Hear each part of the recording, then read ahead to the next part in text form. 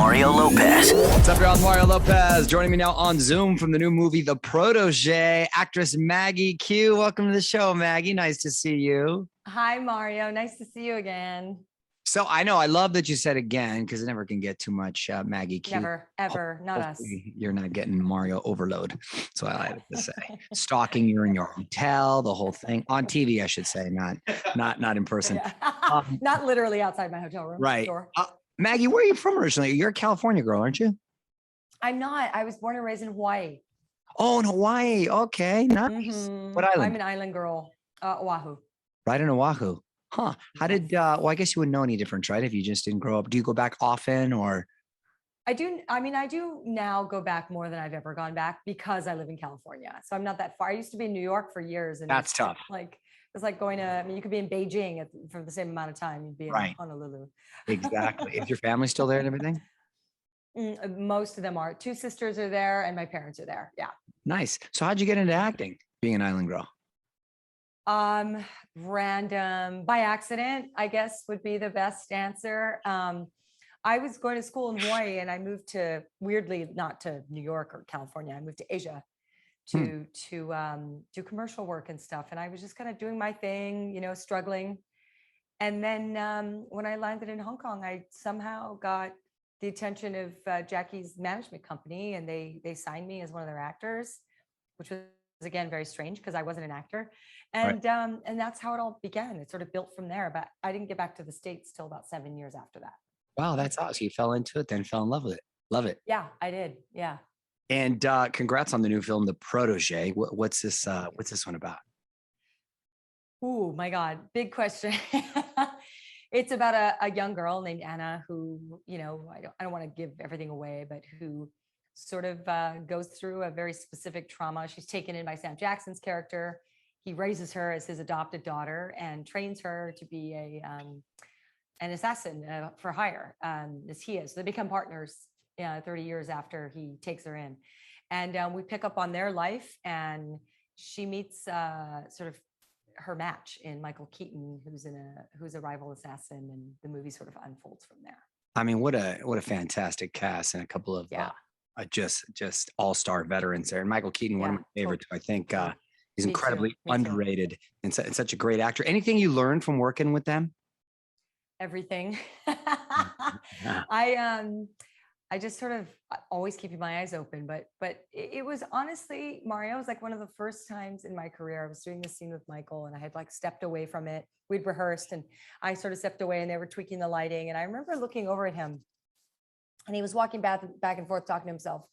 And I remember thinking in the rehearsal, like, this man isn't replaceable. You know, if it wasn't him, it wouldn't have been this good, this particular scene.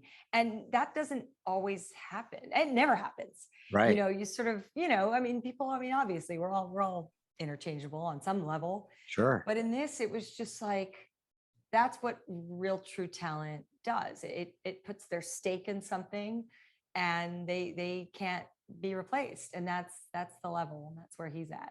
Well put. And you're exactly right. 'Cause sometimes I'll look at a film and like, shoot, I could have done that. Right. Or they should have got someone else. Yeah, exactly. They could have stuck someone else. My neighbor would have been in it. It would have been just as good. Correct. You're exactly right. You will not feel that way for 1 second with Michael in this movie. And a couple of the clips I see, physical too. You get to do some stunts and get in there. That's fun, but you're used to that. I'm used to that. I will say that what we did on the level that we did it in this film, I've never done it in this way, at this level of intensity, all of that. So it sort of feels like everything I've done in my career has culminated into being ready for this film in a weird way. That's awesome. Well, I'm looking forward to checking it out. And also in the works, Maggie, you got a comedy called Pivoting. What can you tell us about that? That's fun. I mean, that's really, I have 2 incredible co-stars.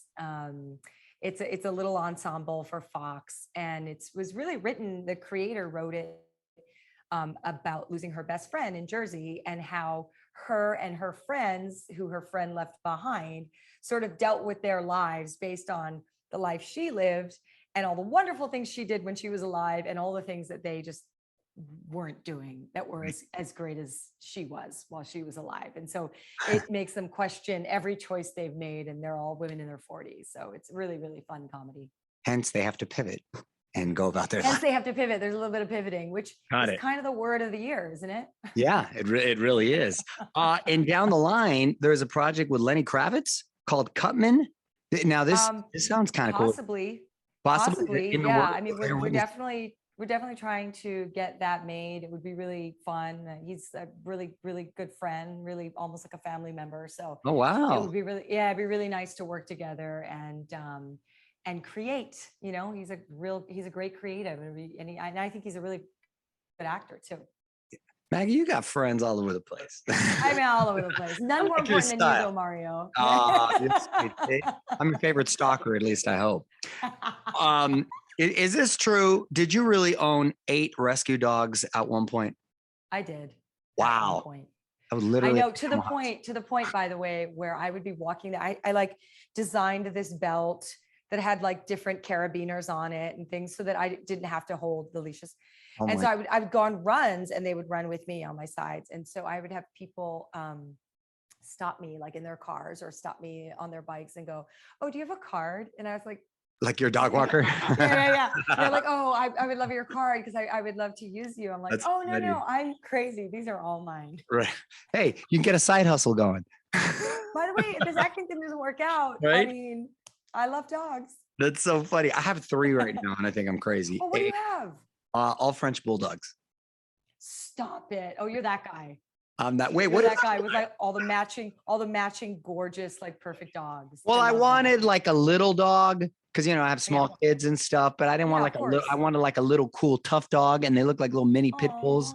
I mean, they're really fun. I love that breed. They're so fun. They're like cats. They just lay around. They want to be. You know what I mean? They're super awesome. lazy. I love it.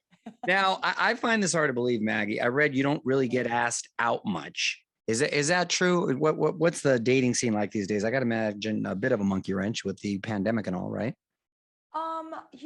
No, I don't. I'm like pre-pandemic. I never did that. I don't know.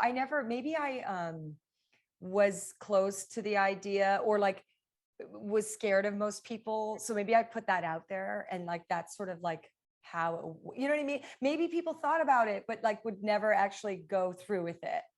You gave off that standoffish. I gave up. Yeah, I do blame myself. I do. I think I put that out there, like closed for business, or like out for lunch, whatever. Right.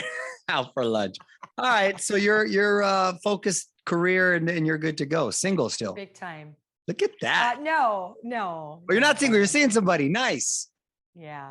Okay. I like it. We're keeping it on the DL. We don't want to jinx. Lucky me. Very I'm good. Lucky. I will say that. Okay. Well, I would say that he's the lucky one, but okay. Thank you, Mario. The movie is called Protege. It is out now. Maggie, thank you so much for checking in. Thank you. I always love seeing you, hearing from you, whatever. So likewise. Let's do it again. Okay. You got it. Hope to see you again soon. Okay. Take Bye. care. On with Mario Lopez.